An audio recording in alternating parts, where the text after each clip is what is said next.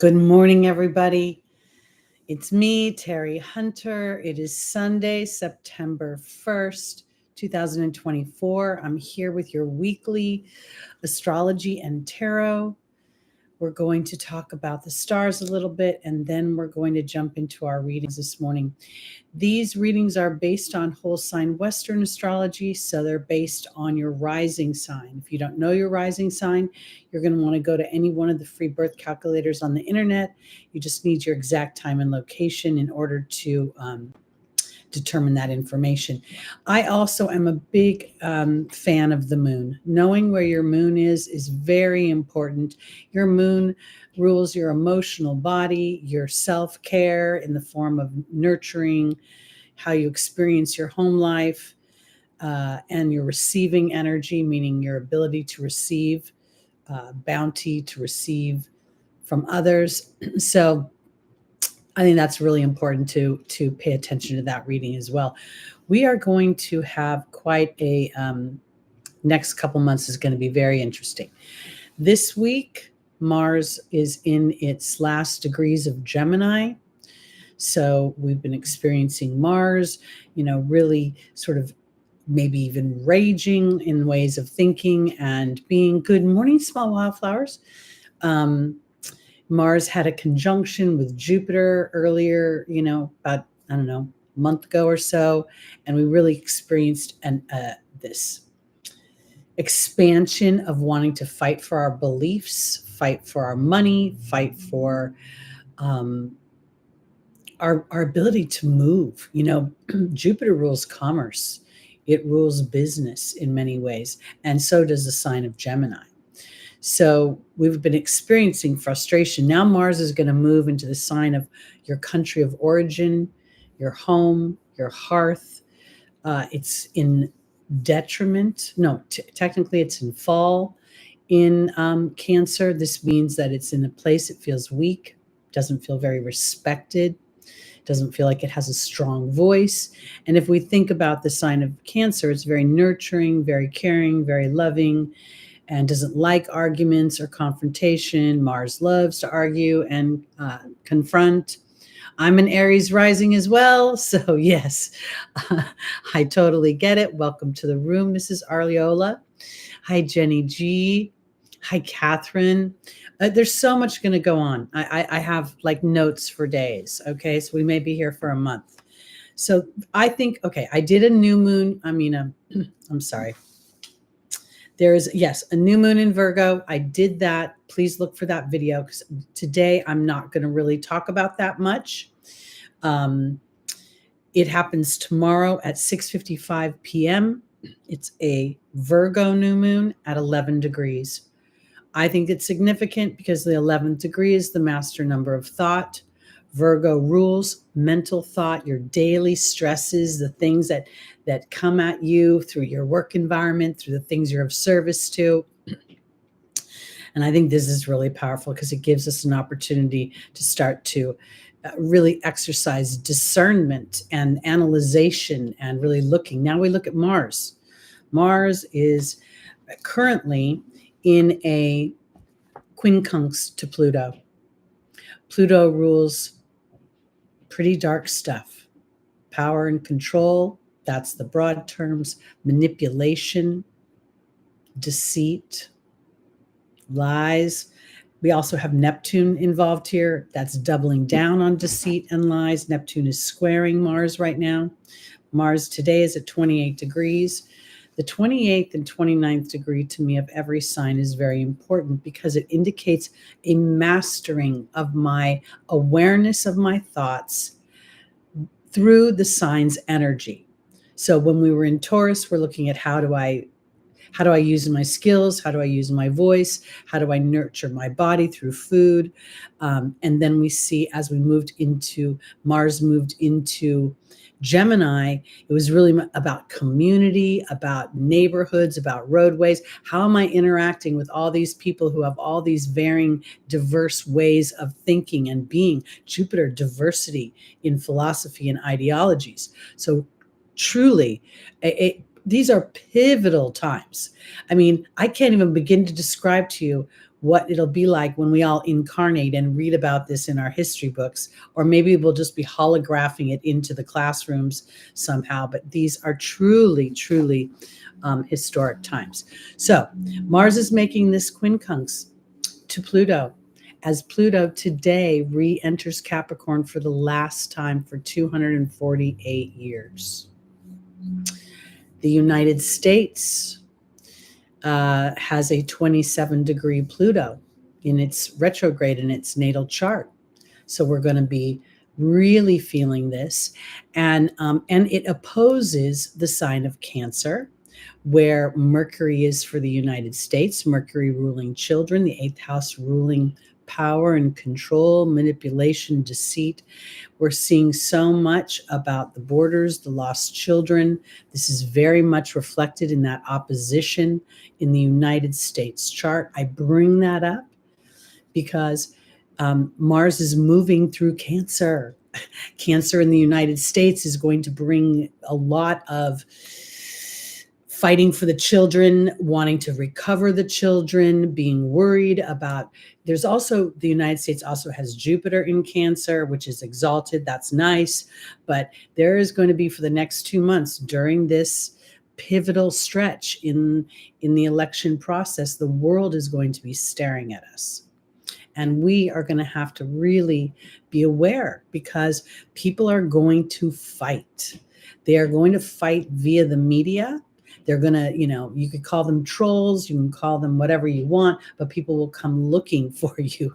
So your mindfulness during this time to do your best to be constructive, to use your Mars energy to be brave within your emotional body, to be brave in your self-nurturing, because again, the outside environment, the aspects that Pluto is making right now are truly excavating the deepest, darkest manipulations, the slightness of a certain verbiage, being very aware. I was listening to a presidential candidate, an independent yesterday named Philip Drake, and they were talking about the border, and he supposedly worked on the border for many years. And he made a comment that very much struck me, because he did not say, he said, we recovered over 1,000 children and gave them a better life, rather than saying reuniting them with their parents. That hit me, and I commented, but it was not addressed. I really want you guys to be aware of the subtleties of language right now, of remembering that Jupiter is expanding the Geminian energy.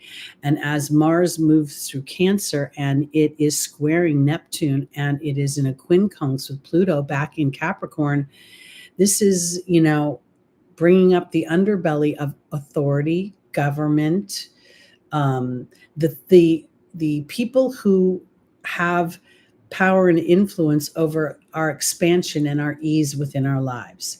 And that can be from your boss to your husband or your wife, to a neighbor, to your landlord. I mean, there's authority in different areas all over. So this is going to come up, and it's going to be increasingly, how can I put this? Passionate, inflamed, potentially.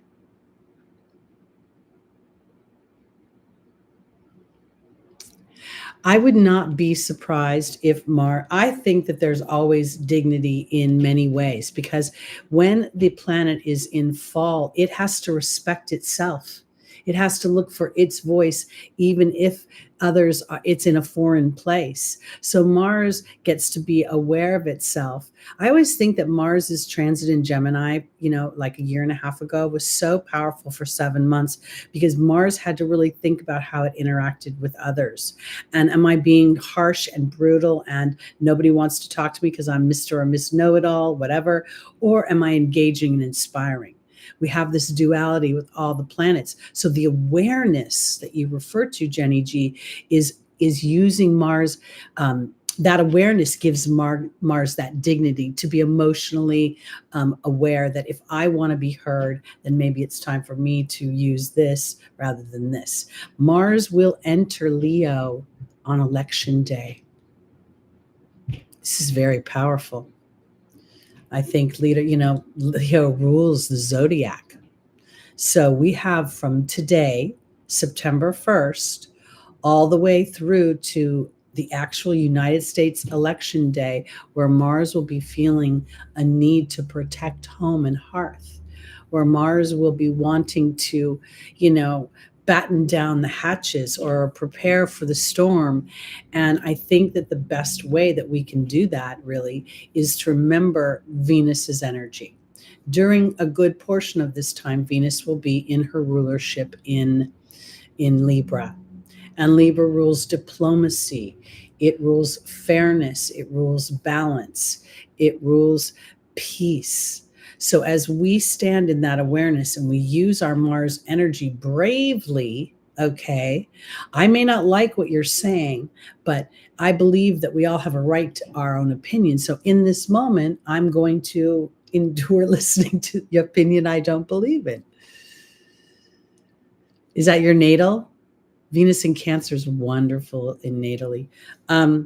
So Venus right now today is on the supergalactic center. The supergalactic center is at 2 degrees, 22 minutes of Libra, and anything within 5 to 12 degrees, any personal planets you have within that orb, the tighter the orb, the more intense the energy. But it's really this point in the galaxy and in the Shapley cluster that calls us to look at the relationship we have with ourselves. Venus is the ultimate receptive energy, as is the moon, but she represents the feminine. And I think it's important to trust the feminine energy that receives the messages, the intuitive knowing. And that's where Mars and Venus have an opportunity to sort of, if we think about with Mars in Cancer, then we're looking at a square between Mars and Venus. And so it's challenging Venus in many ways. Challenging Mars to take action from a new perspective, to sort of implement the be, do, have. If I want to get my point across, if I'm too harsh, how will that play out? Will someone want to hear that? It's going to be really powerful right now. And what was the other thing I was going to say?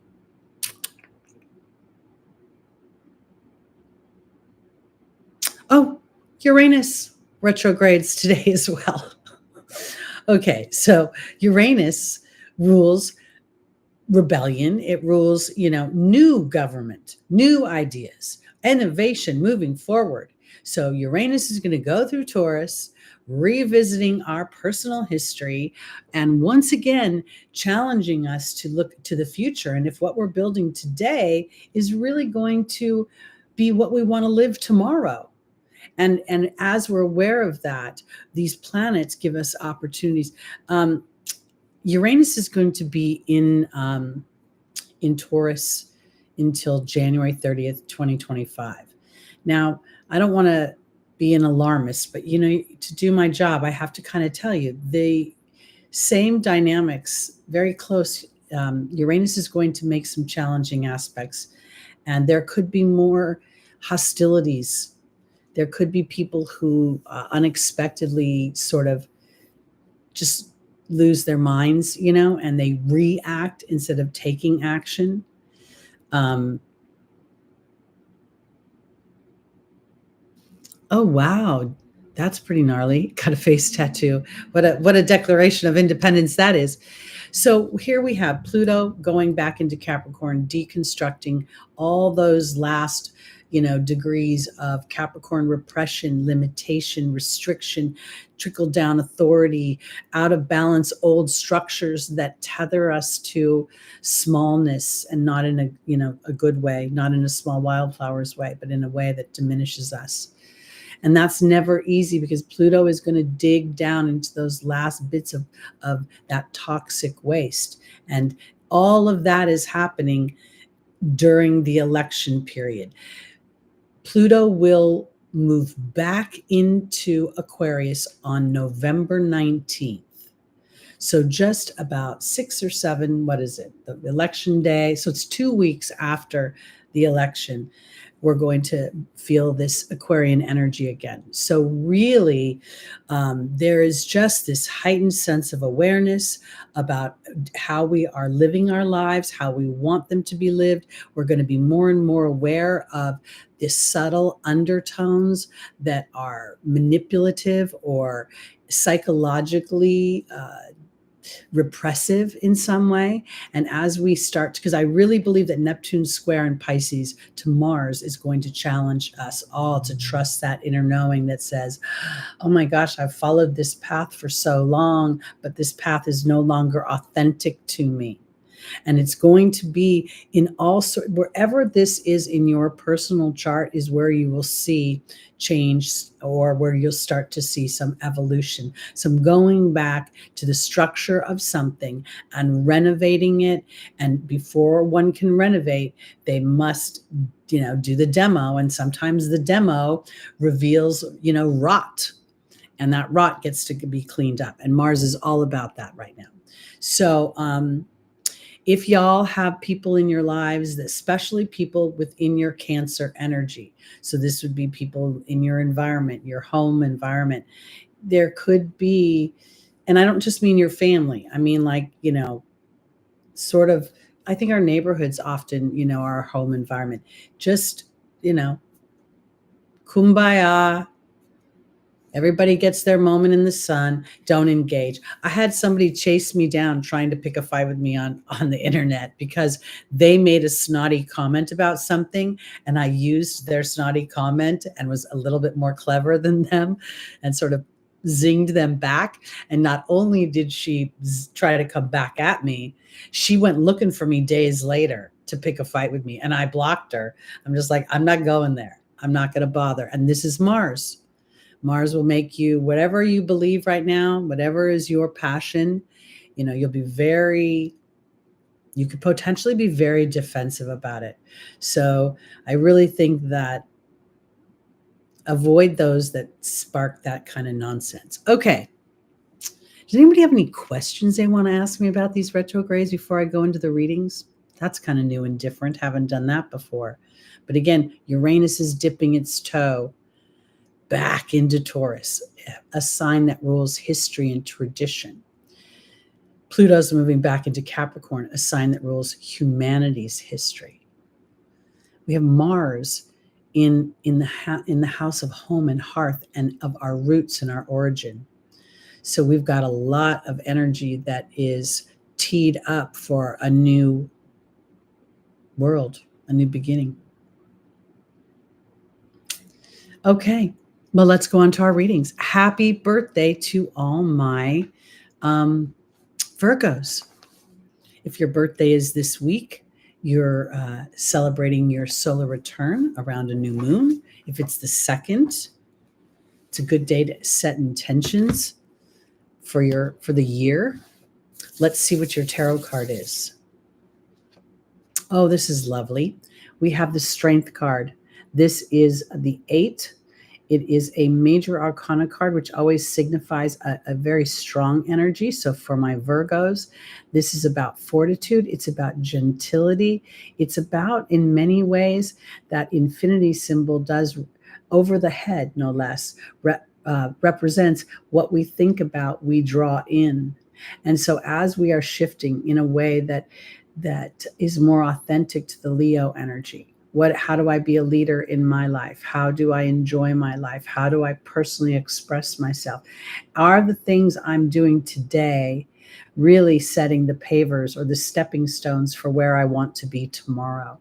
So I think, and being gentle with yourself, Virgo, this is the other thing. Virgo, God bless you so much, because you're the analyzer of the zodiac. You're the servant of the zodiac. So often you think of things very logically and practically about what needs to be done. So the whole, everybody is served and happy. And yet sometimes this also puts you behind, lower priority.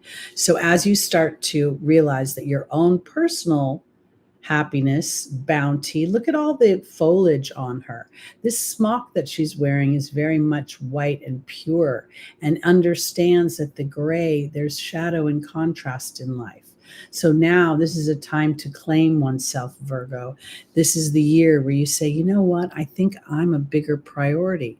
I think me getting up in the morning and thinking, how will I be happy today? And then that will be your new service to others. That infinity symbol to me is the infinity of life. You know, we can't escape our choices, because whether we die or we don't die, our consciousness lives on, and a certain amount of our memories live on. And I don't know that they live on in the brain. They live in the emotional body, which is why I'm always pushing the moon to be aware of your moon. So let's go into our readings for Virgo, rising, moon, sun, and stelliums.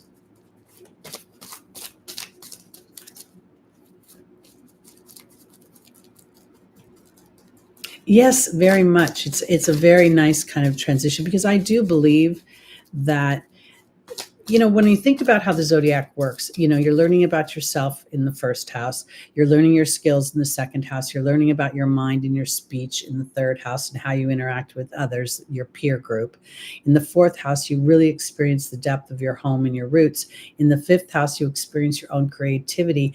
And by the time you get to Virgo, you take all those 5 houses into your workplace, the talents, the things, your beliefs. So it's really very much the first house where you step out as an adult. And in that adulting, we tend to forget to enjoy ourselves, which is really a bummer. So we get to pick jobs that we love more now. And that's what I think is the future generations have, with all the platforms and all the ability to have resources. All right, our first angel for our Virgo birthday people is Bridget, looking deeper into situation. Archangel Michael is offering a physical healing as well as an epiphany. Aurora is saying you're flying high right now. Don't descend, because you will soon inspire others by your example. And Sonia is representing your team of loved ones. Hi, DJ. Good to see you in the room. Loving the green hearts. Good morning, Lucy Rose. Good morning to anybody else if I missed you. All right. Now this is interesting, because if we look at the strength card, it may infer what you have to look deeper into. Now we're talking about Pluto going back into Capricorn, Uranus drifting back into Taurus. Taurus is very complementary to the Virgo energy. So Bridget is being joined by the Death card. That's very interesting. The Death card is a 46, which reduces down to a 10. Virgo is like the double Mercury energy, because Mercury is exalted and the ruler of Virgo. So while Mercury is informational and very fun and flirty in Gemini, it gets down to business and takes itself a little more serious in Virgo. So I think this is really an opportunity to look deeply into how you are thinking and about the transitions that you want to make, meaning the new chapters. Let's see. Archangel Michael's offering a healing regarding movement. This is something is moving. What is going to move? I don't know if it's your physical being or potentially a philosophy that then shifts the way that you receive bounty. Aurora's being joined by the fear card. Oh, some fear is lifting. That's good. And then we have the Earth Fairy joining Sonia. This is very interesting for Virgo, because I really feel like Spirit is offering you a paradigm shift, almost as if you become aware of, you know, if you think about the sign of Virgo ruling the slavery, okay, or ruling now, we modern days call it employer-employee. We are a slave to our jobs. We can't just usually call in sick, and most of us don't have freedom. We're expected to be somewhere. We're expected to show up. We're expected to do a job. And this is just an example because of the 6th house ruling work.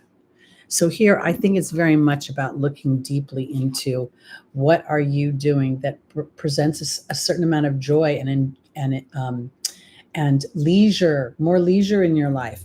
Now there's movement. Epiphany's coming. And I think up until now, you may have been living underneath the fear of obligation. I have kids I have to take care of, or I have a mortgage to pay, or I have a car payment, or I have responsibilities. Because Sonia, your loved ones on the other side are really wanting you to de-stress. I think, honestly, it sounds funny, but I feel like this is a message to go out and do something dumb and fun, because otherwise your brain is going to blow up because you're just like here. And if you're a parent or you're at that, because aren't we at the beginning of the school year where everything starts to ramp up? So I do think very much that this might be also about a sense of is there enough to even have fun? If we think about the idea of Uranus going through Taurus, Taurus rules money. And then we think about Pluto going in Capricorn. Right now, people could be very concerned about their money. And this sort of makes me feel like, I'm not saying to go crazy or hog wild or anything, but at the same time, connecting with spirit about your resources and using a word broad like that so you don't get caught up in what your believability is about money. Some people believe money comes to them very easily. Some people think they have to work hard. Virgos tend to think they have to work hard and be logical.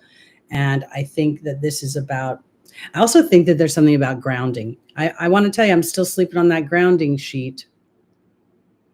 Yet they call it, absolutely, if you look it up, it's modern, because of the employment and employer, it's modern day slavery.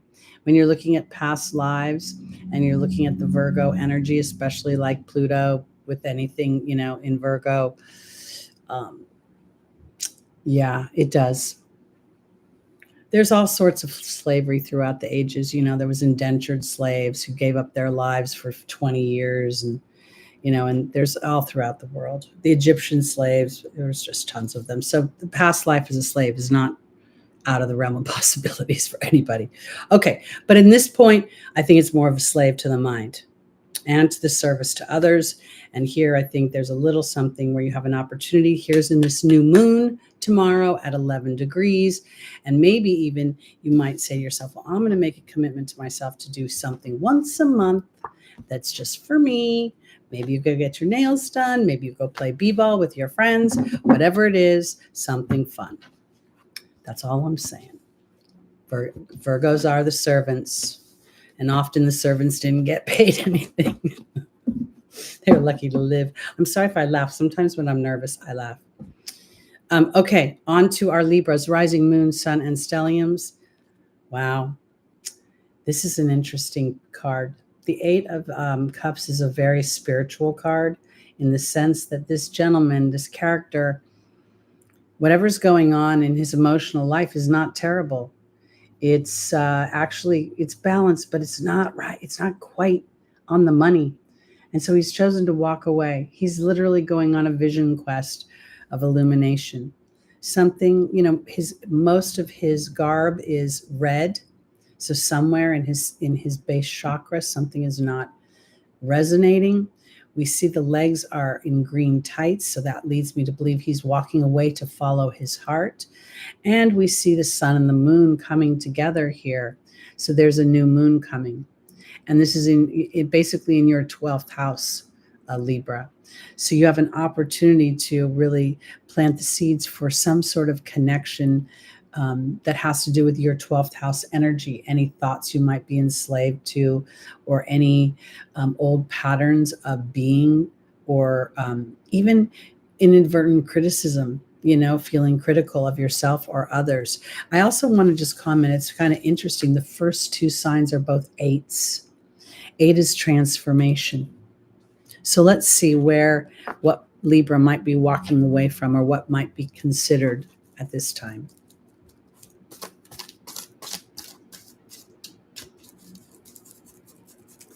Oh, wow. That's what you would definitely see, servicemen in there. You would also see them in the Libra energy potentially as well, because Libra rules, justice and keeping the peace. So you see policemen, and you see maybe like the National Guard, or trying to think of security guards, people who take the money from one bank to another. Okay, Libra. Our first angel is Shanti, the angel of peace. Maya is the angel of schooling and education. We have Francesca in the angel's advice. And then we have Teresa, the angel of worry. Okay.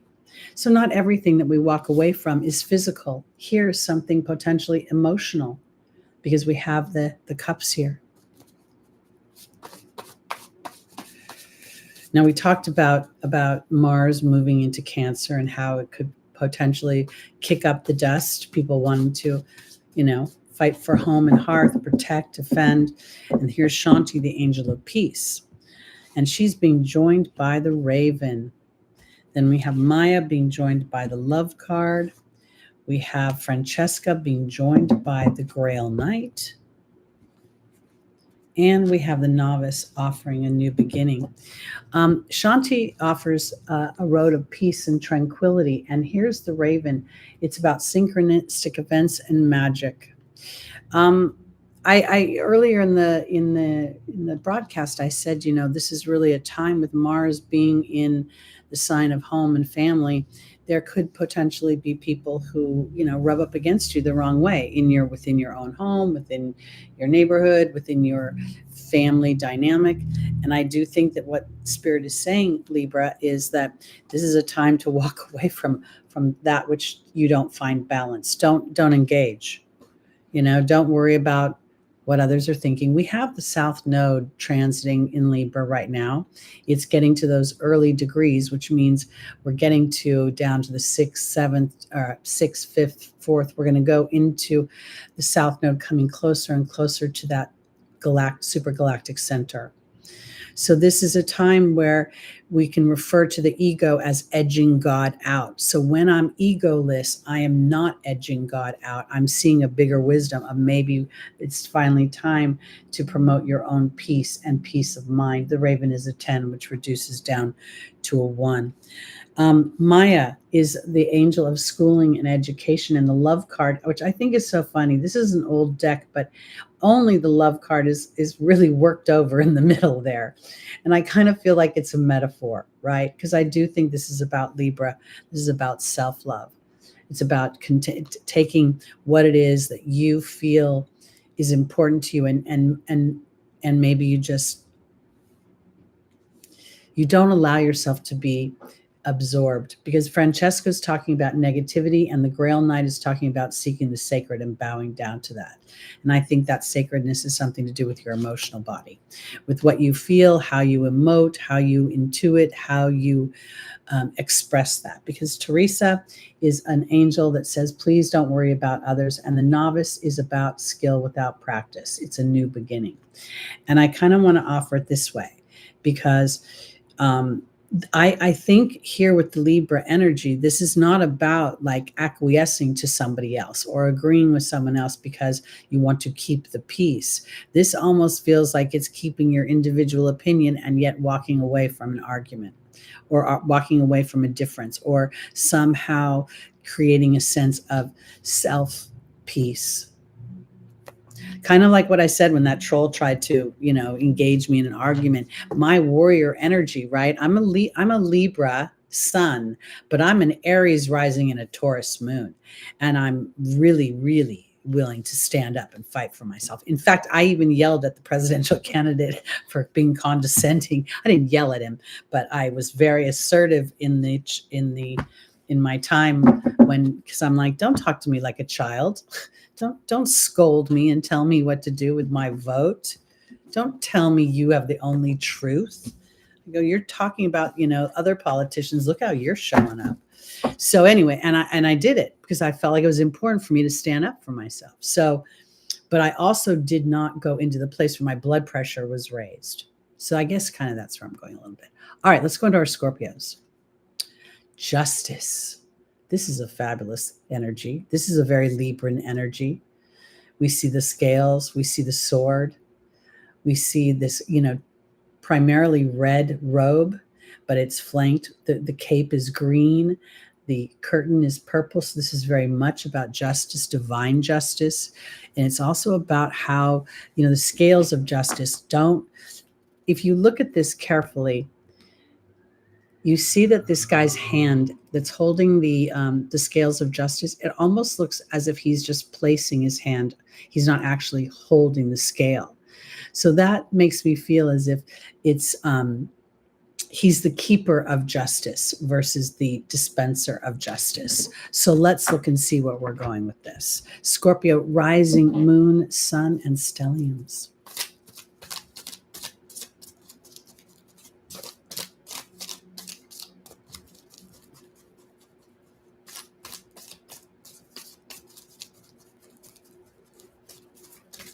Do you look at your chart in whole sign or Placidus?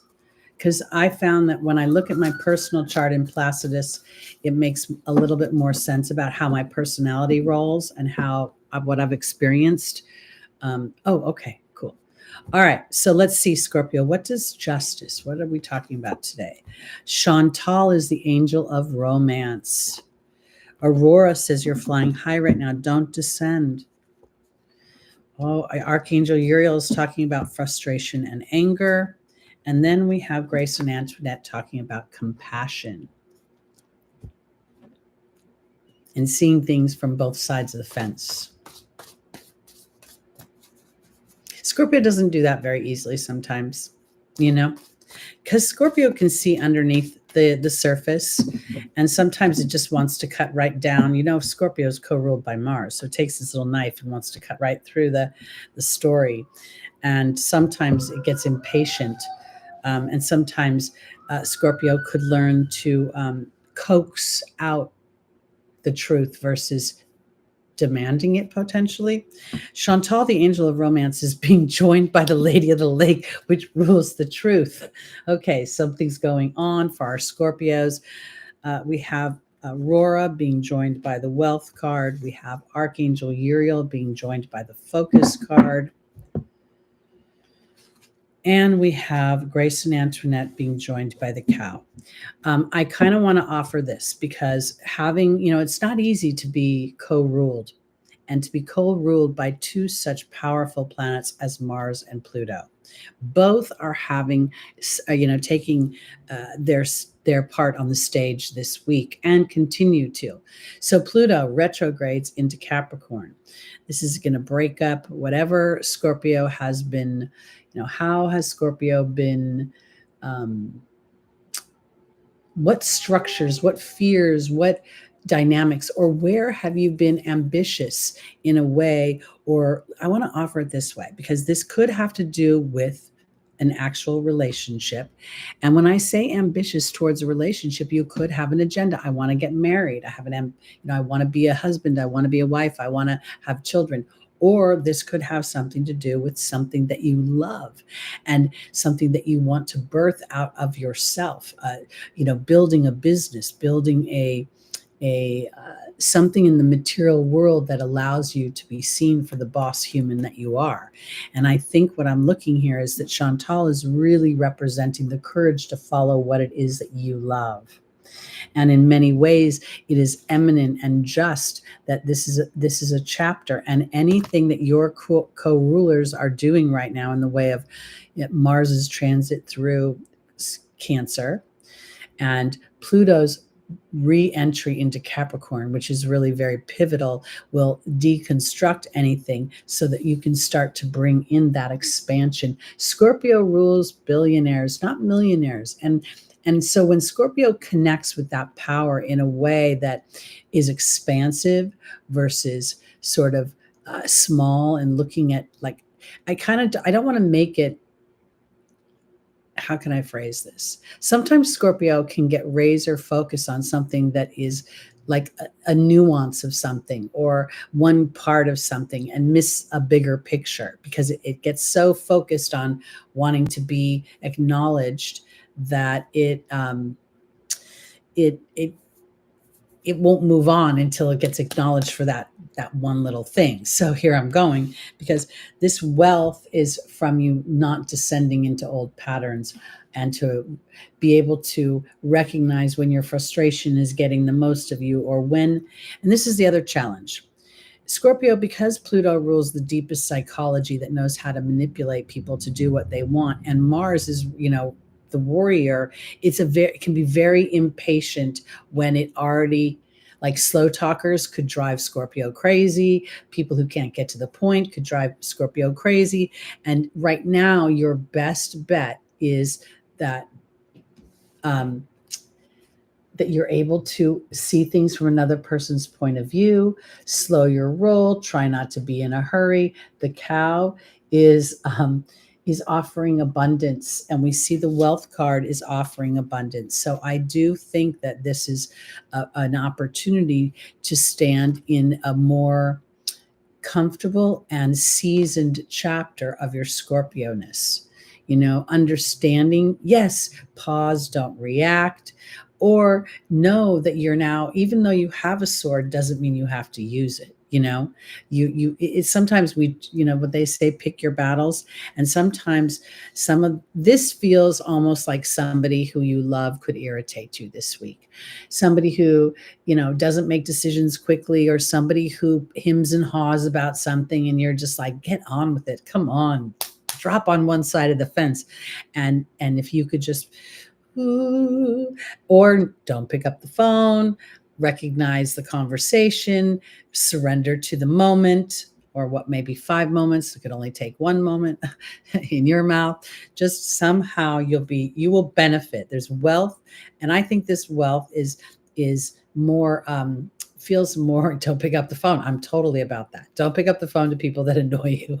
Wait till you're in the right energy and call them back.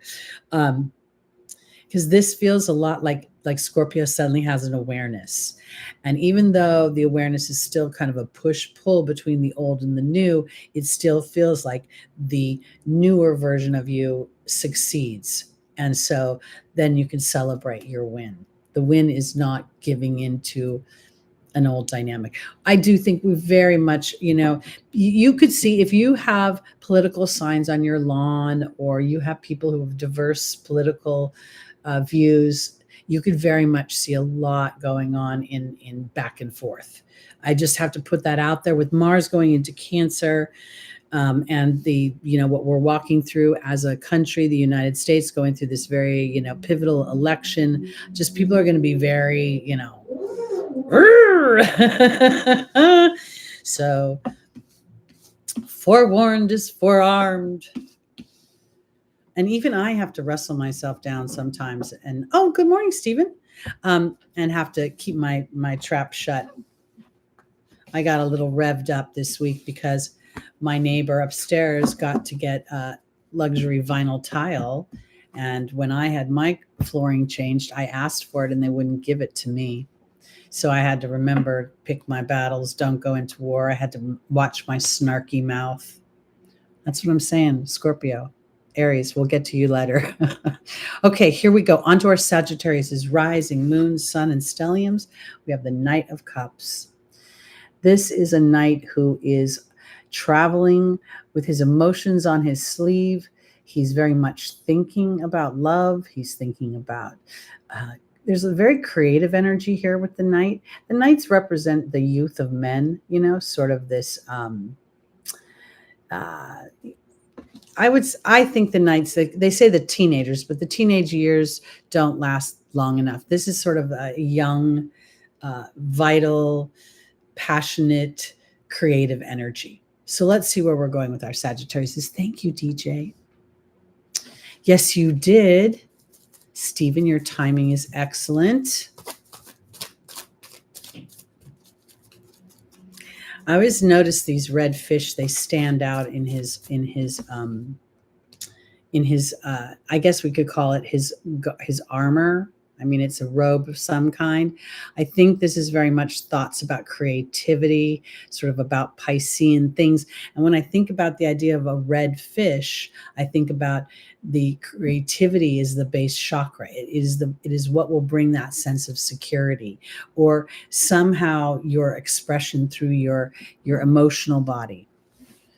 It could be a combination of mercurial things, writing your thoughts, expressing your thoughts, speaking your emotional journey.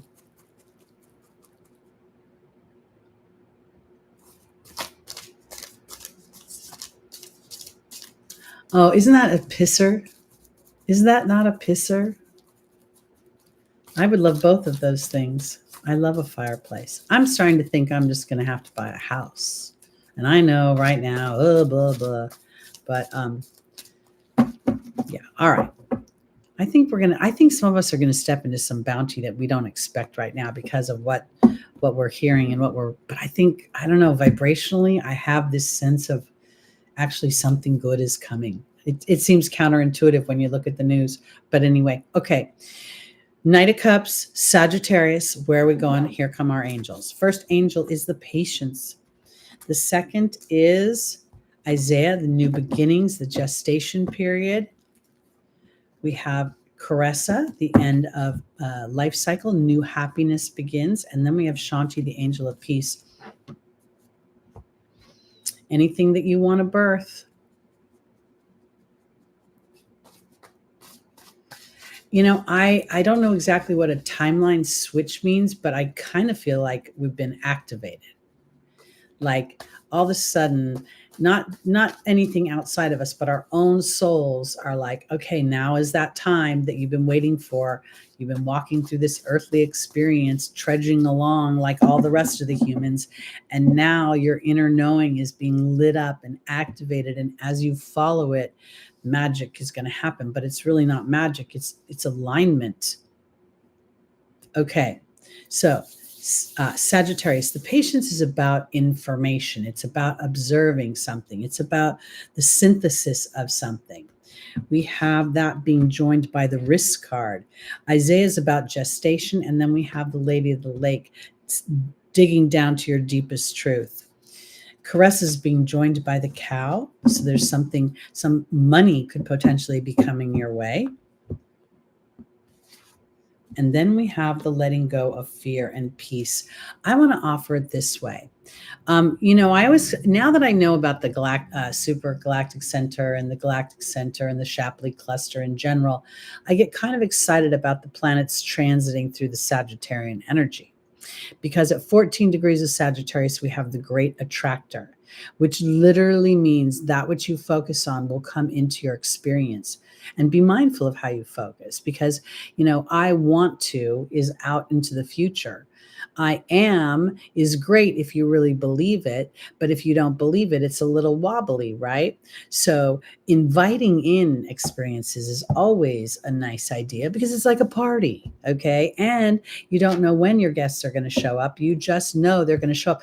DJ, you have a moon, Sag, 14 degrees. You could manifest whatever you want intuitively. Putting your emotional body in alignment with your desires will start like this. And don't you have Leo energy in there too? Aren't you Leo something? Or maybe I'm mixing you up with Queen Leo. I don't know. But right now, I think this is fabulous. So let me show you what I'm thinking. I'm thinking that this night is not only about creativity, it's also about that sensitivity of Pisces. We can see those fish all over the place, and this mercurial new thoughts, new ideas. The risk is to gather the information, to trust that intuitive knowing, to start to write it down on paper, like almost as if you're making notes for the market to go pick up things. Well, this will be coming soon. This is coming in, because Isaiah is telling you that you're in a period of gestating something that you're going to birth in the very near future. And part of it is that little fight between your head and your heart, where your heart's like, I know it's going to be okay, but I don't know where the money's coming from. I know this is going to work out, but I don't know how that's going to play out. This is important because this end of a life cycle is the end of wanting and the beginning of abundance through your awareness that you're manifesting. And this is interesting because it almost feels like there's a letting go of fear in a traditional human way. I mean, I think fear serves us, so we'll always have grains of fear. But as we examine our fears, like, oh wow, I'm feeling a little fear for what does this have to tell me, or what's the potential here? Because fear is the thing that exhilarates us. When we conquer our fears, when you have a talent and you put that talent out there and people start to applaud that talent, it feels like nothing else in the world. So Sagittarius, here we go. Your ruling planet is in the sign of Gemini right now. While it is in its detriment, we know that, it's also expansive wherever it goes. So it could be expanding your mind, expanding your community, and your willingness to be in the community, not sitting above it, sort of, but learning from the diversity there could very much bring in more bounty. So there's a risk at this time to honor that which is true to you, to offer your cup of love, not only to those that you meet, but also to your own desires. And I think you're going to start to see things coming together. I think also that this particular Mercury retrograde was extremely rough. I think it's because Mercury, Venus, and the Sun were making all those weird aspects, those quincunxes to Neptune and to Pluto. But now that's over. So, and I think the retrograde of Uranus today starting is going to bring new awarenesses of old stories.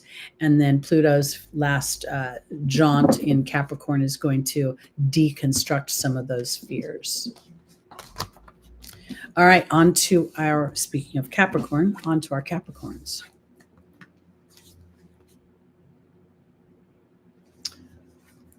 Okay.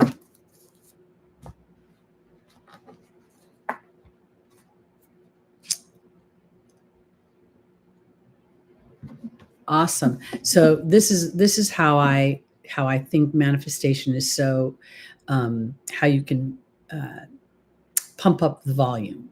Tomorrow's a new moon. It's a new moon in Virgo. So Virgo likes to process things. So using your body, the earth element, and starting to dance, listening, putting on music that you would have playing in your wellness center, and then using your body to bring in flow, to take that what is dense and make it flexible. You could use that and celebrate. When we're doing any exercise ritual or honoring anything, to be aware of whether we're standing in the want or the desire and the yearning of something, or whether we're standing in confidence that it's arriving any time now, and it'll arrive at the perfect time when we're ready for something. Okay, now we go on to our Capricorns, rising, moon, sun, and stelliums. This is beautiful. This is the Empress Capricorn. Those late degree Capricorns are going to feel a Pluto conjunction, right? And, everybody's so afraid of Pluto, but what Pluto really, the bottom line of Pluto is it's going to destroy whatever's manipulating you, whatever's holding you back from the true expression of who you are to be powerful. And control doesn't happen because you oppress something. Control really happens when you're free, when you're relaxed, and you understand that you receive, and that your vibration, your willingness to believe, is connected to your manifestation.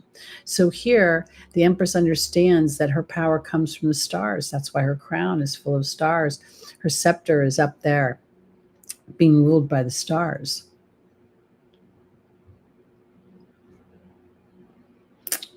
Oh, yes.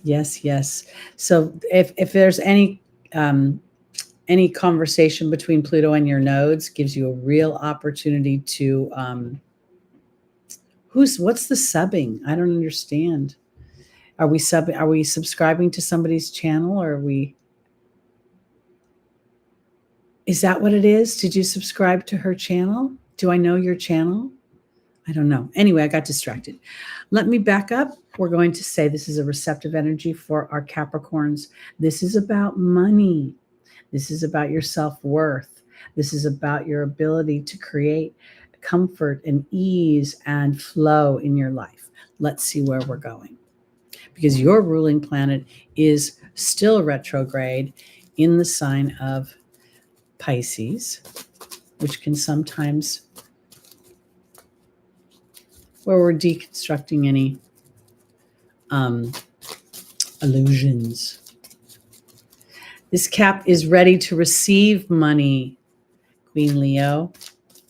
Need brings need. Our language is so annoying because the verbiage of it is actually very powerful, and we don't recognize that sometimes.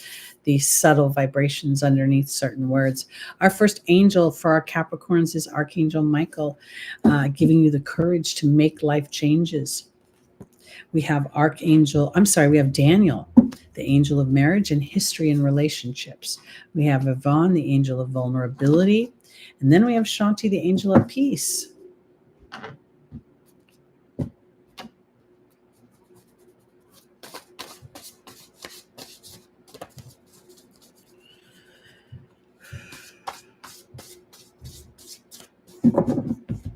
Archangel Michael is being joined by the hawk.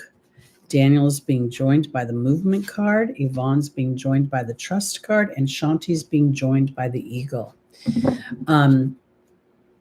Maybe we are, that's not a bad observation. There you go. Small. Okay.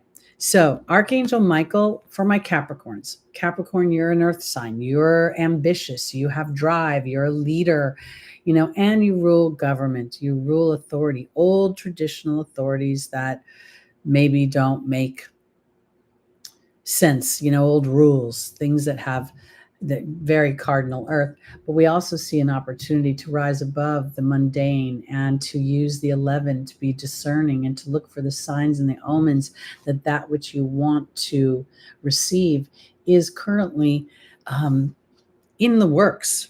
Because I think there's a movement away from your history, especially if it has anything to do with your history in relationships. Venus very much rules relationships, but for some reason, I think this might be a relationship with money. That's the way this is kind of coming across to me. I feel like Yvonne and the trust card are coming together in the angel's advice to trust what you've built. We see that 11 again married here in the 47 reduces down to an 11.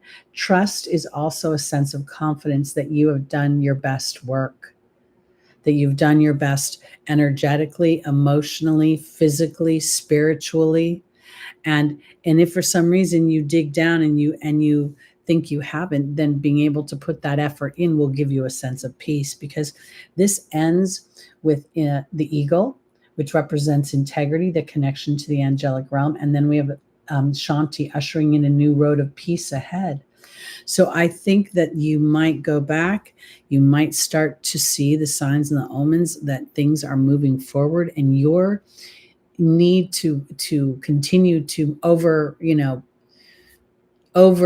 analyze a situation or over manage it, or sometimes the baton pass is gone to spirit and your job is to move on to something else while they put all the people in place for you to make that next move. Because this is again a very receptive energy. It is a bountiful energy. It represents every need is being fulfilled and things are growing and there's harvest ahead. Okay. Let's go on to our Aquariuses. Rising moon, sun, and stelliums.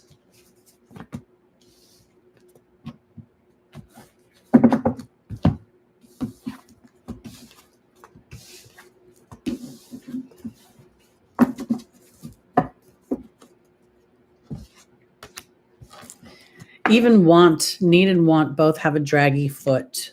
Need is like, I still have to deserve it. Want is a longing, but invitation is, that's the best thing I can think. When you invite something into your life, it's like a party. So you invite a partner in, yay. You invite money in, yay. You invite new environment, a new home, whatever. You want a new pot, invite it into your home. It's a celebration. Celebration clicks into the universe, starts to pop those manifestations while other people are swirling. Aquarius, your tarot card is the 10 of Pentacles. This is many things. It rules history, tradition. It rules money, Money, money, money. Yes, flows easily to me, Queen Leo. I invite money to flow to me easily and often. This is a card where everything is offered: community, family. There's a sense of belonging with this and a sense of long held tradition. So let's look and see where we're going here with our Aquariuses. Again, rising, moon, sun, and stelliums. I said that money comes easily and often to me millions of times before I actually started to manifest money easily. And I could see myself growing in my believability and my joy about it and my ease about when things felt a little unsure. All right, let's see, Aquarius, where we're going. We have the Patience card, Patience Angel. We have Victory in the form of Omega. We have Archangel Uriel working with any frustrations. And we have Archangel Michael. All right. Now, the challenge with the 10 of Pentacles, because we often look at things and we kind of put them in one note. We see all the pentacles and we think, oh, yay, money, money, money. This could be other people's money, inherited money. It can also be a historic dynamic that you feel trapped in, that you feel like you can't get around from. All right, the Patience card is being joined by the Spider. Omega is being joined by the Protection card. Archangel Uriel is being joined by the Deer. And we have the Owl joining Archangel Michael. Okay, so for my Aquarius is again another fixed sign. And again, the fixed signs have sight like no others. They tend to really, if we think about it, Scorpio can think really big wealth, how to make big money. Aquarius looks to the future. Leo looks as the leader of the Zodiac, and Taurus really looks to how to create security and bounty through resources. And sometimes in those fixed ways, there's a lot of responsibility on the shoulders. I say this because, Aquarius, it rules, libertarians. It rules rebellion. It rules revolution against old stagnant things.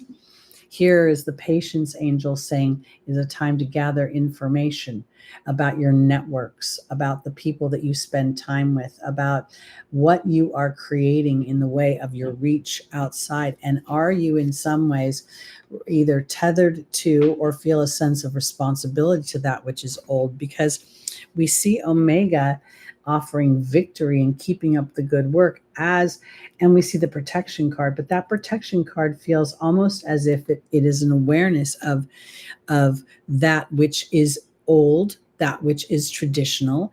And in the past, you may have been feeling frustration, but here we have this Deer, and it almost feels as if those standing in awareness, my Aquarians, rising moon, sun, and stelliums, are starting to go through a process. If you're early born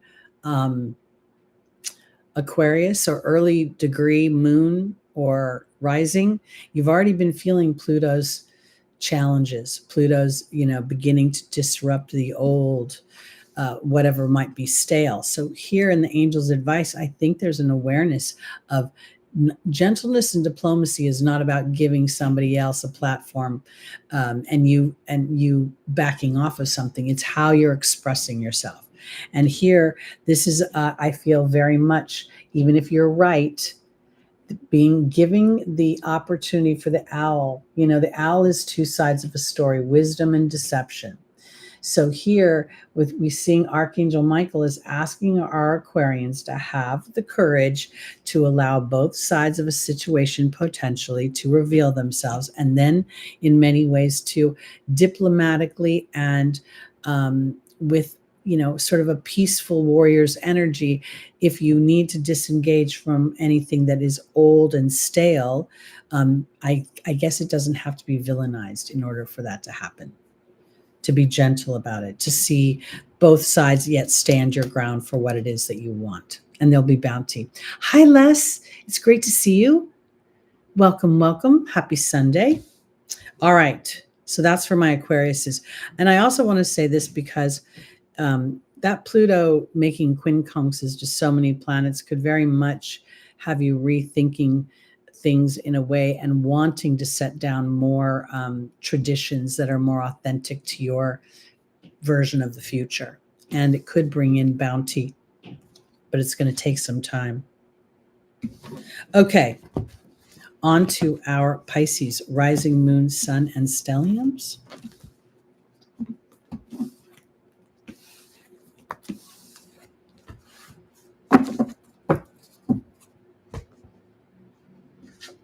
Your tarot card is the Ace of Wands. This is absolutely the infusion of passion, creativity, fire. There's an excitement that comes with the Ace of Wands, as if an aha moment arrives. Let's see where we're going.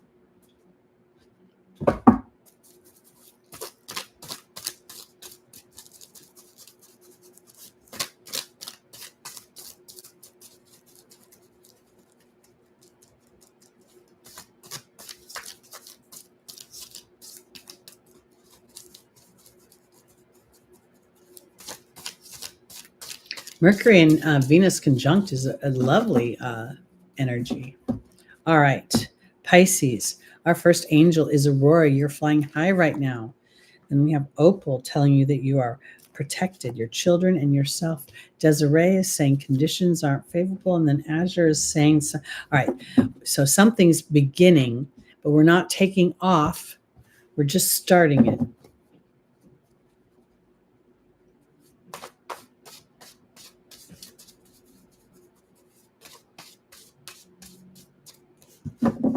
All right, here we go. Aurora is being joined by the wasp. Opal is being joined by the owl. Desiree is being joined by the queen. And Azure is being joined by the communications card. Okay, so this is interesting because, you know, the ace represents the fire signs. Aries, Sagittarius, and Leo. And this now feels, as I look at it, that potentially Saturn has given our Pisces a little zing in the first house of self and asking you to stand up for yourself. And sort of maybe you've had an epiphany, or you will have an epiphany about how you want to be interacted with and respected and revered. That's the way I want to put it. Because if I think about the Cancer energy is going to be very complementary. It trines the Pisces energy. And now we have this wasp. It's asking you to fly to, Aurora is saying to fly above any anger or frustration that you might have. And if you've been having anger and frustration, or Saturn has been diminishing you in some way, you know, again, Saturn's energy is very difficult. When we're unconscious, it feels like no matter how I try to move, I can't get moving. But Saturn is pulling us back, going, make sure that you're building a sustainable structure mentally, physically, emotionally, spiritually, creatively. Opal is reminding you that you're a child of God. And every time there is a setback in some ways, it could be to give you greater sight. And if we think about the idea of Pisces being so mutable, of all the signs in the zodiac, it's the most, you know, it's the two fish intertwined. It's even more, you know, entrenched than, say, a Gemini energy, because it's really time for you to start to examine what you are getting out of things. Are you receiving? Are you being treated? Yes, this is Pisces. Are you being treated the way you deserve to be treated? Are you being respected for your ideas? Because now is the time. Here is Azure saying that your desire is coming to fruition. It is absolutely coming. And then we see the communications card. And I almost feel like this is people embracing your ideas. So if for some reason you have been in a situation where up until now you've been feeling pushed aside, or you've not been feeling heard, I think that this is an opportunity to recognize that that something's going to shift with that. And rather than descending into frustration and anger and shutting down, or going back into your bedroom and just hiding. This is a time to actually connect with your team so that you can see the wisdom of the pause and then move forward more succinctly as you've connected with spirit. No matter how much you try to figure out what Uranus is going to do, you can't. It's always something completely you wouldn't. I remember when Mars was going through Taurus a few years ago. It was right when Uranus entered Taurus, and I was walking down the street and some guy was spraying like bug killer, and he was spraying it up into a tree, and it was shooting off onto the highway, and I walked right under a rainstorm of insecticide, pesticide stuff. It was the most crazy thing. And it was, out of nowhere. All right. Aries, rising moon, sun, and stelliums. That was an example of out of nowhere, weird poison, Mars, war. Anyway. Oh, we have another ace. So for our Aries, we have the Ace of Earth. I love this card because I always think it's the beginning of really walking into my garden of dreams, my secret garden, my sacred garden, and spirit is starting to put something into the physical. Let's see where we're going with this. Aries, Aries stellium. That's a lot of heroic energy. That's the way I look at it. And I want to offer this too, because if you have Venus in Aries, I'd like to start to rewrite that, because most of the time we call Venus in Aries in detriment, but the feminine power is shifting. The receptive energy of being able to make your own money, having her in Aries. I think it's really powerful to embrace Venus in Aries so that you can. Eris is very slow moving. Almost everybody has Eris in Aries.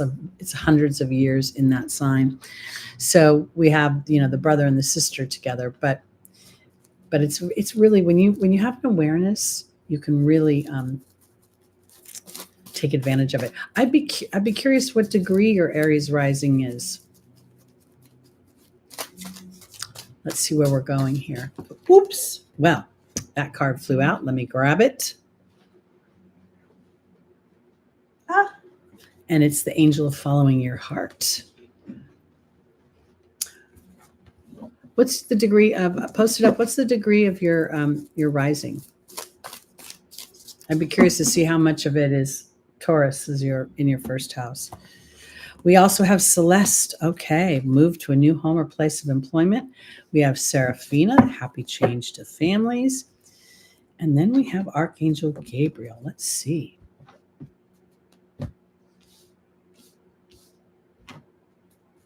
Your ruling planet is going into the house of home and hearth.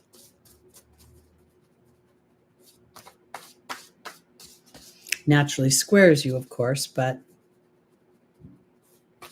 it is what it is. Rochelle is being joined by the truth. Celeste is being joined by the communications card. Seraphina is being joined by the restriction card. And Archangel Gabriel is being joined by the risk card. I have a 9-degree Taurus moon, Lucy Rose. We are simpatico. Okay. For my Aries, you're so action oriented. There's a when you picture the Aries energy ruling, Mars rules swords and knives and weapons in general, but here this is really where the greatest weapon is the heart.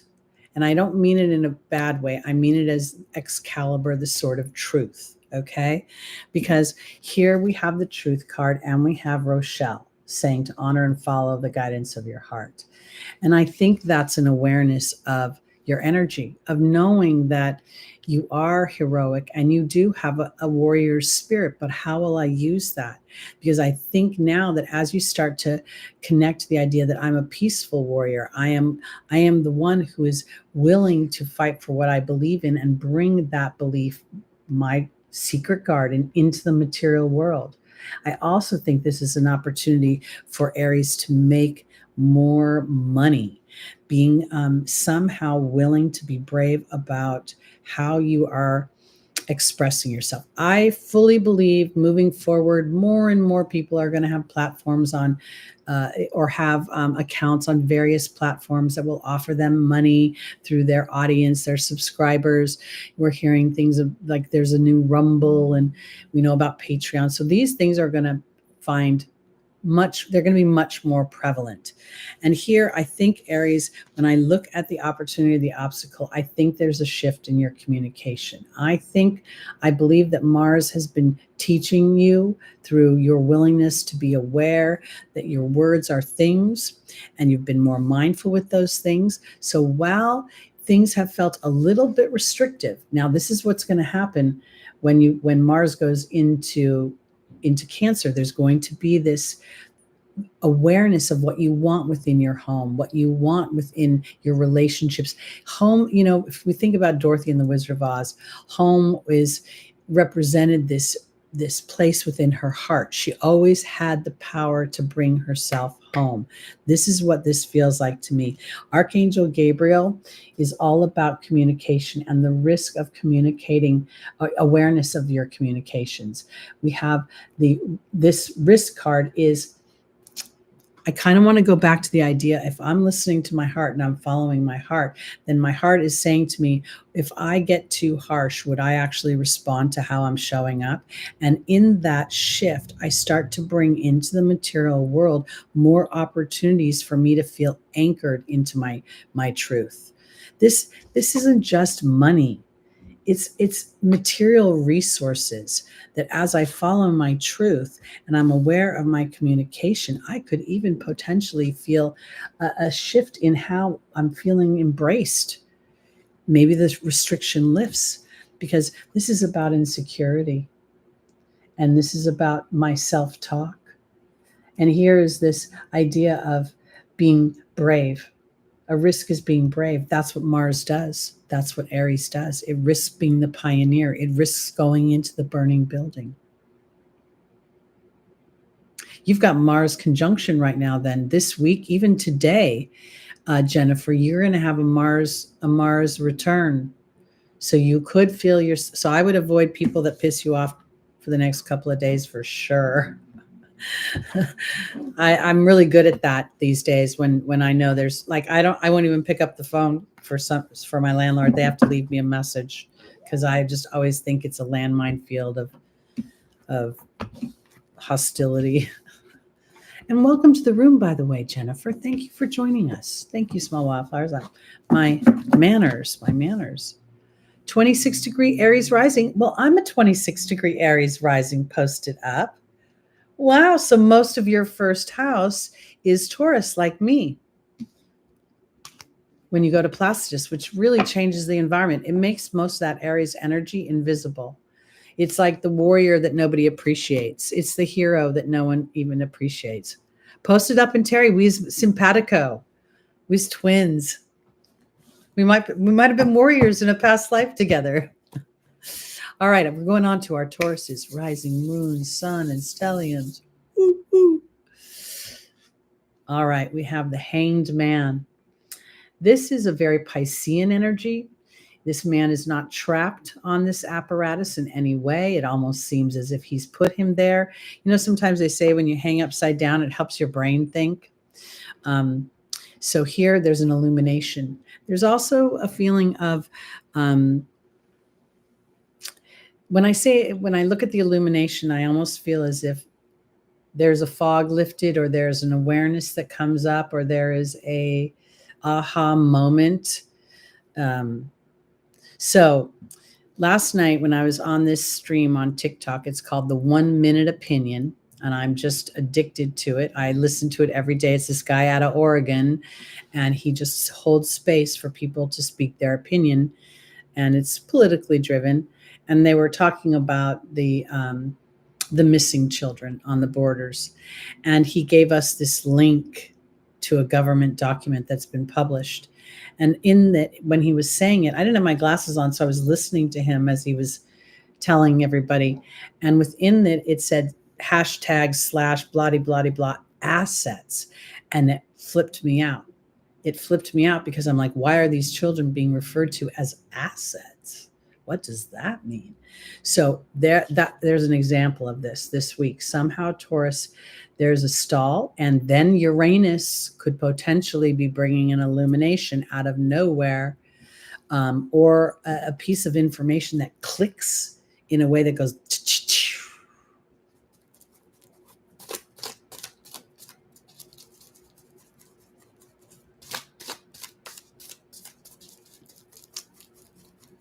The new moon is on your Venus. Venus is in Virgo like me. I have Venus in Virgo. This is at 11 degrees. My Venus is at 10 degrees. I didn't even notice that until you said it, that I'm going to have a new moon on my Venus. Sometimes I do these things and I don't think about myself. I'm thinking about other things. I think I'm going to have to put a little oomph on that. This new moon does have an opposition to Saturn, but it's a loose opposition. And it's the only aspect the new moon is making. So I really think that the opposition will be Saturn saying, is this sustainable? Is this what you really want to build? Will there be reward? And what fears do you have about how others, elders, people might respond? Okay, so we're on Taurus. We got the Hanged Man. Now our angel for our Taurus rising is, what do you visualize right now? Negativity will block your progress. Worry is a form of negativity. Fiona says God and the angels are working on something for you. Serafina is offering a happy change to your home. And Crystal is asking you to have faith and hope in what you cannot see. Look at all these practical Virgo women here. I love it. I love it. We're all of service in our own way.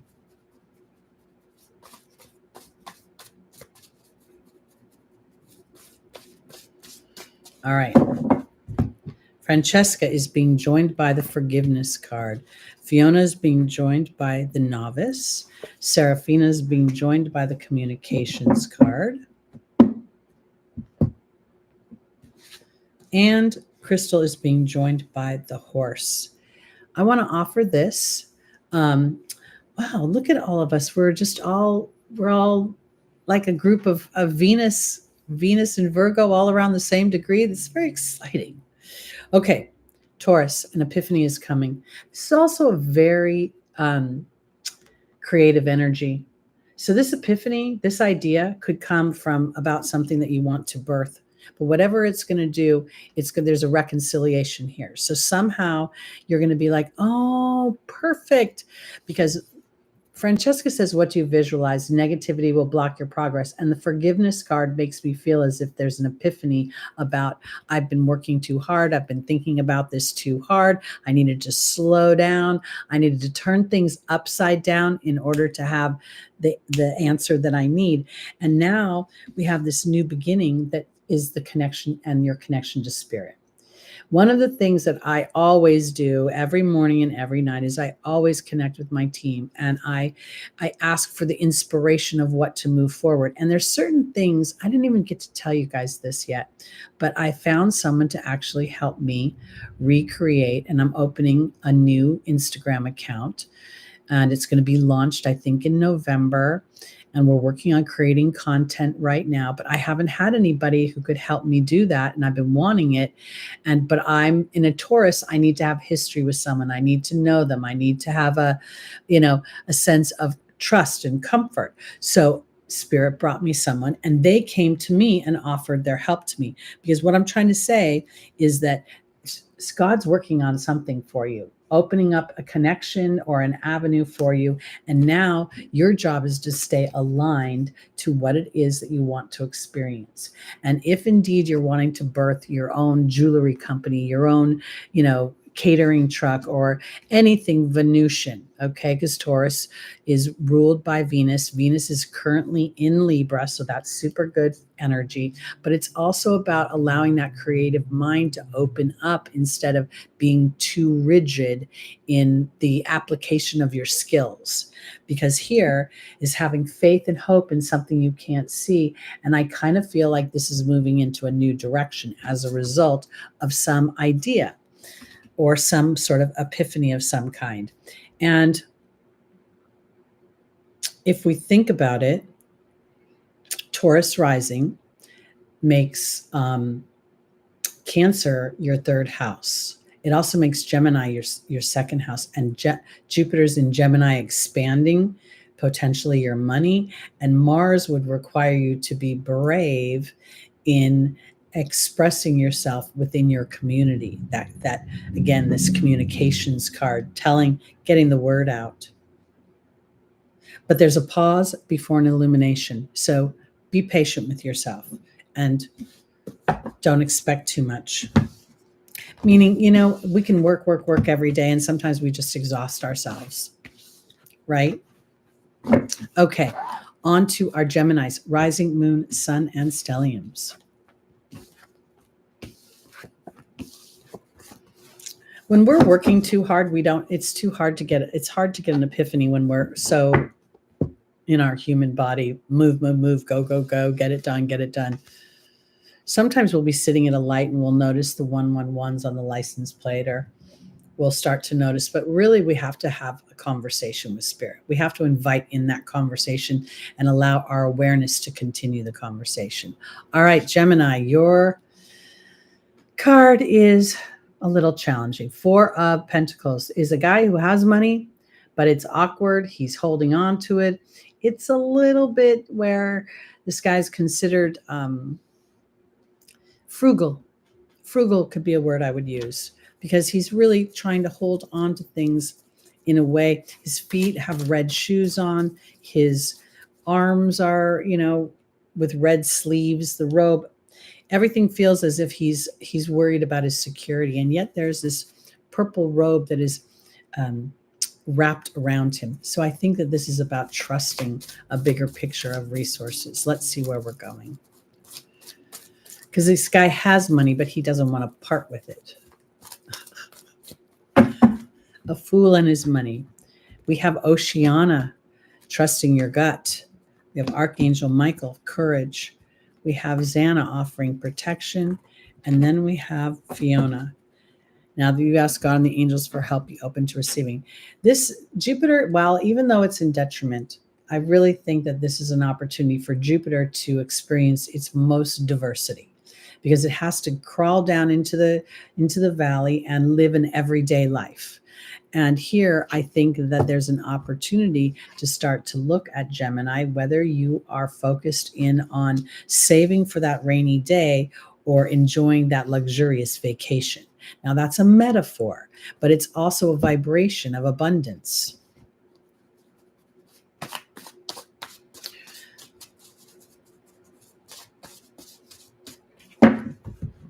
Oceana is being joined by the hawk. There are signs and omens coming.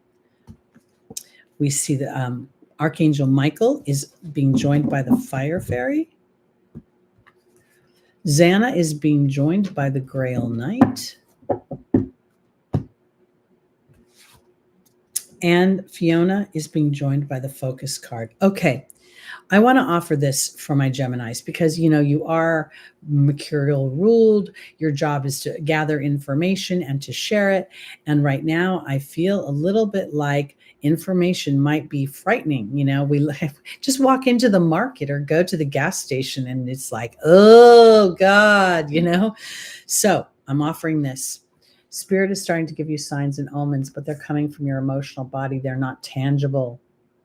And so now is a time to get really creative and positive and start to connect with your guides and your angels and going, okay, if things are going to flow for me, I need some signs and omens, because I'm here in this earthly body and I'm feeling the pinch. It's coming everywhere. And it really is right now. Literally, it's so ridiculous. But here, this is bowing down to your sacred truth. And here we have Xana, the angel of protection. That's very interesting because Mercury gets out of shadow on September 11th, and September 12th is the first presidential debate with our new candidate. So we're going to be getting a lot of information. But I want to say this for my Geminis. This is something God and the angels are working on something for you. And I am not sure that you can see it right now, that you can touch it, that you can feel it. And you might be bracing for something challenging on its way. But I almost feel like this is not about spending your last dollar either. It's about being aware of whether you are standing in abundance and openness or whether you're inadvertently closing things in. And if you're inadvertently closing things in, Spirit is saying, open up and trust a bigger picture and be aware of that duplicity within your mind. Because it's not about trying to erase the duplicity. It's about the percentage of focus. And living in the human structure, having to pay your bills, you can't tell your landlord, oh, but wait, I need to put my beam up and have Spirit bring me the money. I understand that. But once you get a momentum going, of trusting that inner knowing, trusting that, inviting in the resources, you'll start to feel yourself separating from the average human's experience. And money will come to you when others are feeling the pinch. And that's how you are truly of service to others, by allowing that bounty to come in and trusting the ebb and the flow of it. August for me was terrible. And then I realized sometimes, it felt terrible. I just didn't feel like I booked many appointments. And yet some weeks I actually booked quite a few appointments. I just didn't feel busy. And so I realized I was having some weird mind melds. All right, here we go. On to our Cancers, rising, moon, sun, and stelliums. Your tarot card is the Wheel of Fortune. The wheel goes up, the wheel goes down. Where the wheel spins goes round and round. We never really know, but here we see that the hero, the fool that's going through the major arcana, is studying all the various elements of the earth experience. We see the eagle representing the water element. We see the lion representing the fire element. We see the Taurus energy representing the earth element. And we see the human representing the mind. The Sphinx sits at the top of the wheel. And the headdress, I can never remember the name of it. I know it when I see it, but I don't remember it, is telling me that how the life is contrasting. There are hues of dark and light, and it's my mind, the sword, that really depicts how I'm going to roll around this wheel. This is also the 10. The 10 is a 1. Ones represent thought. When we see multiple ones, your thoughts are manifesting very quickly. Be mindful of your verbiage. If you're saying, I need, you're in a want of energy. You're pushing out your manifestation. If you're saying, I invite in, I am receiving, I'm enjoy receiving, that's going to bring things in more powerfully. Now we have our Cancers experiencing Mars coming into your first house this week, and Pluto is opposing the last degrees of Cancer. So there is a real awareness of things. You could inadvertently feel things seething underneath. Let's see. Because I do think Mars is going to bring a bit of a blowout before it relaxes.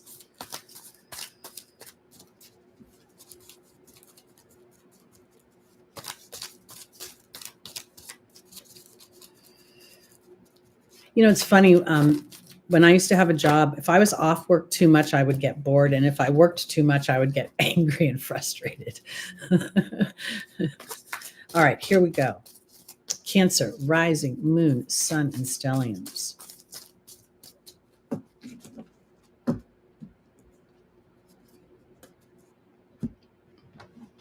All right. Our first angel is Chantal, the angel of romance and love. We have Seraphina, the angel of happy families. We have Xana, the angel of protection. And then we have Archangel Michael talking about courage.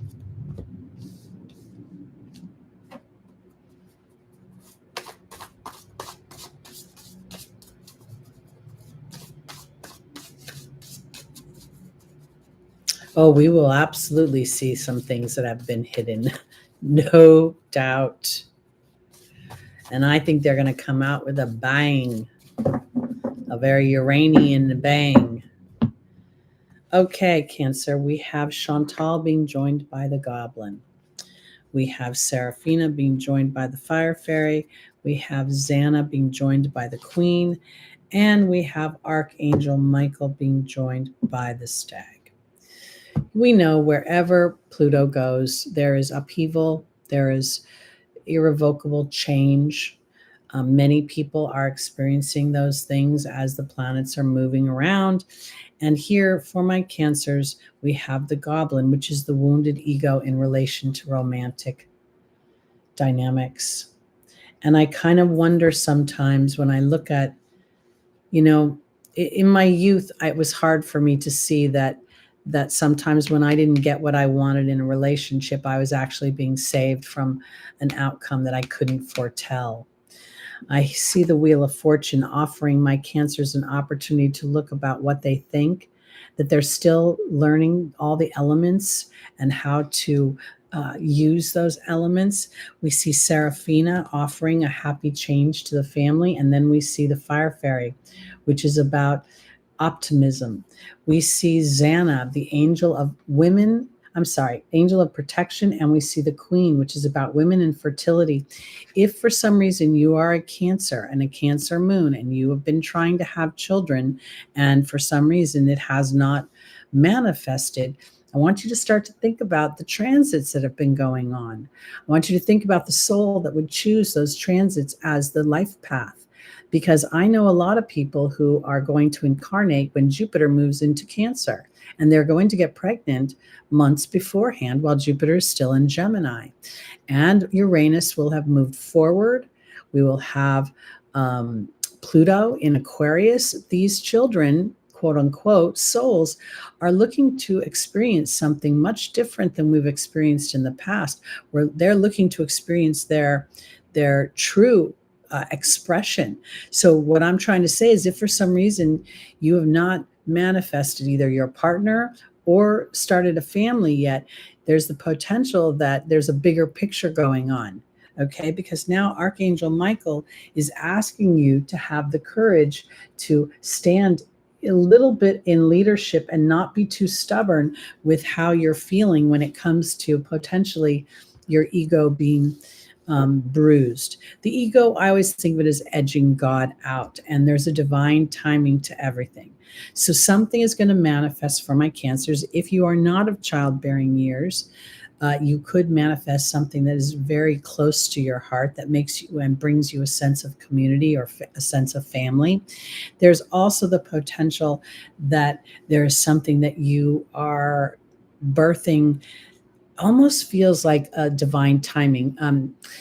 Years ago, I've always wanted to be Teri, but until Zoom was invented, until Yelp was around, there was not a platform for me to truly step out upon, because there's something happening where there's the potential that the platform or the person or the dynamic was not available to you to capitalize on or to get involved with. So just to be real blunt, let's say you wanted to, you want to get married, you want to meet your person, and unbeknownst to you, that person has been in a long-term relationship, and until that relationship ends, Pluto transit, Uranus transit, they will not be available to you.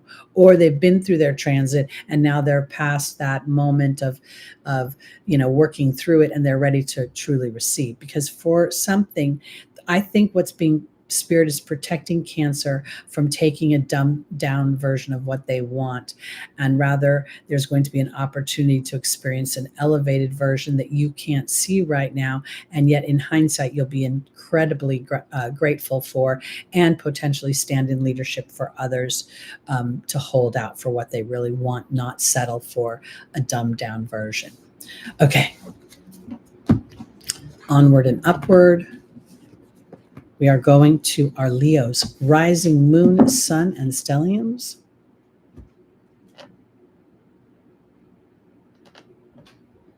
Love that song. Love that song, and it will be banging around in my head the rest of the day. And I will only know these words you've written. I won't remember any of the other lyrics. Okay, our Leos. We have the Cup of Love. This is a very youthful, very excited, very romantic, very I always see the fish popping out, so that Piscean energy always hits me. I always feel like this guy has not had his heart hurt much, if at all, because he seems so excited about what he's offering. Let's see where we're going. Hey, just call me C. Welcome. You just got in for our last reading of the day. We're on Leo, rising, moon, sun, and stelliums. Queen Leo, you're up.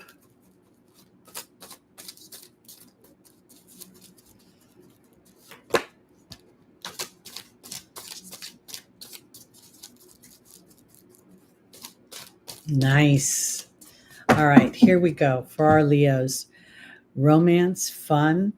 There she is.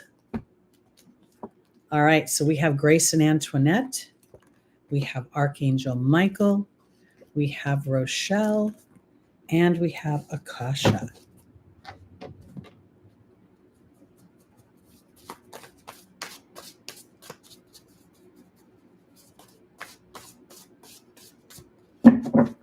All right, Grace and Antoinette is being joined by the Fire Fairy. Archangel Michael in the Truth card. Rochelle in the Communications card. And Akasha and Merlin. You know, I love me, my Leos, and my Leos are just so adorable because they are full of leadership, and sometimes they can be just very unsure of themselves. And I want to say it this way because I think this is about having a little bit of compassion and optimism that the cup of love and creativity and joy and pleasure is coming. Now, let me offer it this way. We know that there has been a deconstruction going on. We know that Pluto is now opposing your first house and will for the next 20 years. And that means that the seventh house of partnerships, cooperation, peace, harmony, and professional relationships, in addition to marriage partnerships. Because here, I think that there's the potential through a series of awarenesses and keeping your eye on the prize of the deeper truth. Because this is what Archangel Michael is asking you to have the courage to go to your deeper truth and then to allow your heart to express those things unabashedly. I really believe that I'm seeing more and more signs and omens that those that are going through later chapters of life have so much more ahead than they have before. I see it depicted many times in the media. We're seeing our second season of The Golden Bachelorette now. And I say that because I feel like this fire fairy is wanting you to ignite your fire, to ignite that passion within you, to start to chase down the things that you love. And I don't mean chase them down like you have to wrestle them. It's more like I'm going to change lanes and get in the fast lane, because Akasha, the teacher, is giving you an opportunity to experience alchemy, justice, and balance. And part of that balance is the timing of things. I believe that there is a time now where we are becoming more authentic. We're going to look for less things that have been morphed and been filtered to look pretty are not going to be as attractive as people being their authentic self, emotionally, physically, spiritually. And for my Leos here, I think because you rule heart and courage, sometimes you get a little bit nervous about pleasing the audience. And at the same time, I think that if you are feeding yourself with the things that you find joyful and creatively inspiring, you will find your tribe, and that will start to reconcile any experiences you've had in the past. And you'll start to feel that coming together of not only timing, because timing, sometimes when a person manifests their dreams before they're emotionally ready to receive their dreams, there's a big blow up, or there's a glitch. Here, this feels as if you're getting to avoid the glitch because you have an awareness, and now you're implementing things with pacing, with a deeper sense of getting down to your deepest truth. I hope that makes sense. North Node 29 degrees Leo. Can I tell you that is so powerful? That is on, not only is that 29 degrees Leo, the rising sign of Donald Trump, it's also the royal star Regulus. So it is a huge fixed star that indicates great wealth and expansion. And North Node would be stretching for that. It's also the stretching to be the empress in your own life and take your creativity on the road, which also puts your South Node at 29 degrees of Aquarius, mastering that independence, that awareness of that independence. And it could be on some level, Lucy Rose, allowing yourself more joy and personal pleasure than worrying about the masses and trying to help everybody. All right.